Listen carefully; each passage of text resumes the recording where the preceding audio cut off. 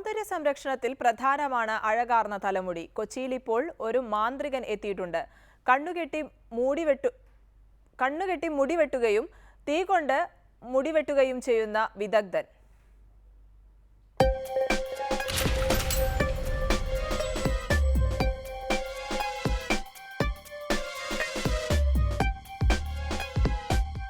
ഹരീഷ് ഭാട്ടിയയ്ക്ക് മുടിവെട്ടുന്നത് ഒരു കലാപ്രകടനമാണ്.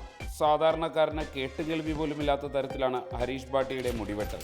കണ്ണടച്ച് മുടിവെട്ടുക, തീ കൊണ്ട് മുടിവെട്ടുക, തികച്ചും വ്യത്യസ്തമാണ് ഹരീഷ് ഭാട്ടിയയുടെ ശൈലി.